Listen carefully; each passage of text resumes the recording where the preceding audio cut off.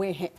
बीते हफ्ते की 8 सितंबर की दोपहर को ये था अमेरिकी शहर सैन फ्रांसिस्को का हाल। जंगल की आग से उठे धुएं और राख ने सूरज की रोशनी तक को ब्लॉक कर दिया था।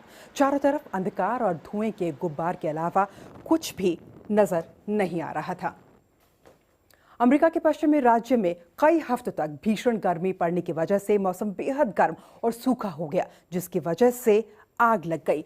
इस साल कैलिफोर्निया की डेथ वैली में दुनिया का अब तक का सबसे ज्यादा तापमान रिकॉर्ड किया गया, 54.4 डिग्री सेल्सियस। गर्मी की वजह से कैलिफोर्निया में ब्लैकआउट हो गया था, क्योंकि इतनी भीषण गर्मी की वजह से एयर कंडीशन का बहुत ज्यादा इस्तेमाल होने लगा और पावर प्लांट्स बढ़ी हुई बिजली की मांग को पूरा नहीं कर पा रहे थे।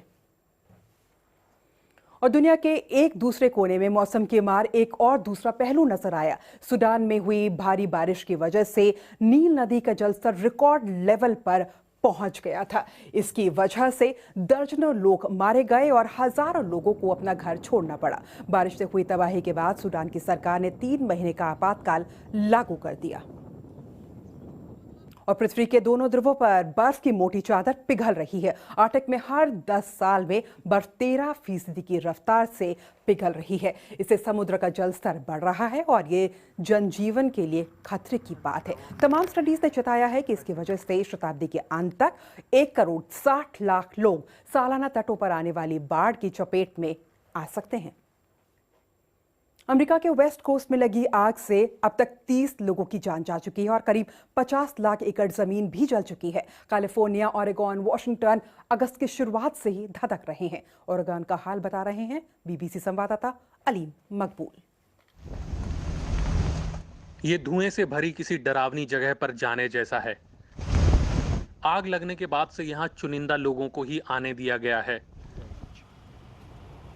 ज्यादातर लोग जो हो सका वो साथ में लेकर यहाँ से किसी तरह से निकल गए। फिर भी तमाम लोगों को अपनी जानें गंवानी पड़ी।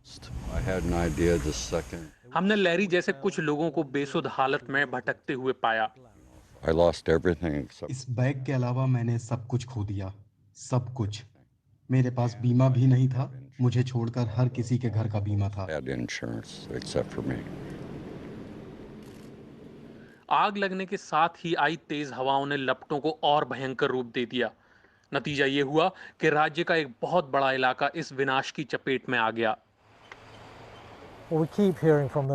हमने लोगों को ये कहते सुना कि वो अपनी जान बचाने के लिए भाग रहे थे, लेकिन जब हम खुद सड़क पर आए और हमने वो भयानक मंजर देखा, तब हमें समझ में आया कि वो लोग किस बुरे सपने से दूर भागने के बारे में बात कर रहे थे।